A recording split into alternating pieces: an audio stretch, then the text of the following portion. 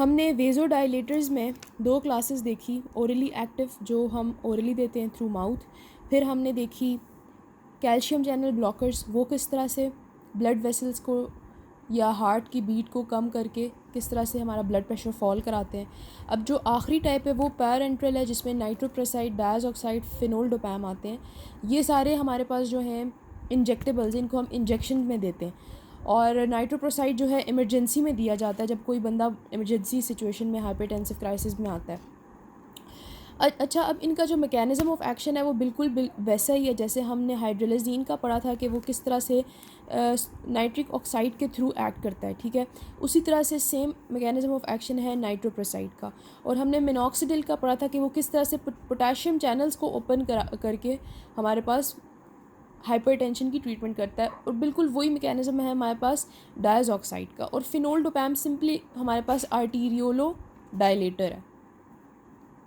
तो अगर आपने इनका मैकेनिज़्म ऑफ एक्शन सही से पढ़ के समझ लिया तो ये वो सही सेम चीज़ ही इनके लिए रिपीट करनी है बस। तो हमारे पास हो गए क्लासिफिकेशन में। हम अगर देखें दोबारा तो हम हाइपरटेंशन के ड्रग्स पढ़ रहे थे, जिसमें हमने क्या क्या देख लिया। सबसे पहले हमने देखा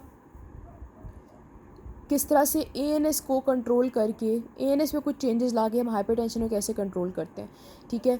उसके बाद हमने देखा कैसे हम वेज़ोडाइलेटर्स को कैसे हम यूज़ करते हैं, वो ड्रग्स जो हमारे पास वेजल्स को डायलेट करते हैं वो ब्लड प्रेशर कैसे फॉल कराते हैं, जिसमें हमारे पास फर्दर 3 टाइप्स हमने देख ली। एक वो जो ओरली हम लेते हैं, एक वो जो हम पैरेंट्रली लेते हैं, और एक वो जो हम कैल्शियम चैनल ब्लॉकर्स लेते हैं।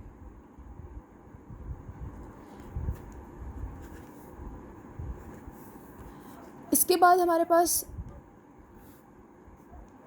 फर्दर डायूरेटिक्स आते हैं जो इसमें एक रोल प्ले करते हैं हाइपरटेंशन को ट्रीट करने के लिए। और हम ड्रग्स देते हैं एक रेनिन एंजियोटेंसिन सिस्टम को कंट्रोल जो करते हैं, ठीक है।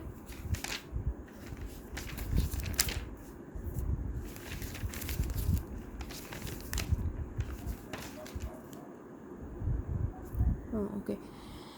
तो अभी मैं आपको रेनिन एंजियोटेंसिन का सिस्टम बताती हूँ कि वो कैसे एक्ट करते हैं। उसके बाद मैं आपको डायूरेटिक्स का भी बताऊँगी। अच्छा, रेनिन एंजियोटेंसिन में सबसे पहले आपने ये देखना है कि दो हमारे पास टाइप की हमारे पास बेसिकली या 3 आप देख सकते हैं ड्रग्स आते हैं हमारे पास। 3 मेन क्लासिफिकेशन कर सकते हैं आप। एक वो ड्रग्स जो एसिटाइल जो हमारे पास एंजियोटेंसिन कन्वर्टिंग एंजाइम को इनहिबिट करते हैं। ये मैं पूरा सिस्टम बताती हूँ आपको समझ आएगा। और दूसरे वो ड्रग्स जो कि हमारे पास एंजियोटेंसिन रिसेप्टर्स को इनहिबिट करते हैं। और तीसरे वो ड्रग्स जो डायरेक्टली रेनिन की रिलीज़ को ही इनहिबिट कर देते हैं, ठीक है। अब ये सिस्टम क्या है, यहाँ पे होता ये है जी कि हमारी किडनी जब डिटेक्ट करती है, जब एक पेशेंट का ब्लड प्रेशर हाई हो गया, ब्लड प्रेशर बीपी उसका हाई हो गया, तो जो ब्लड प्रेशर है,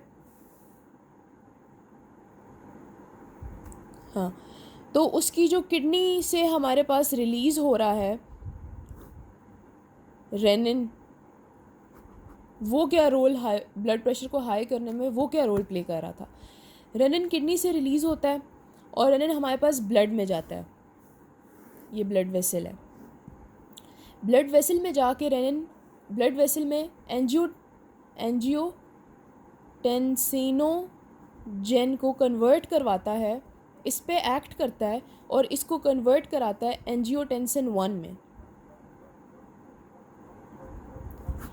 एंजियोटेंसिन 1 हमारे पास लंग्स में जाएगा,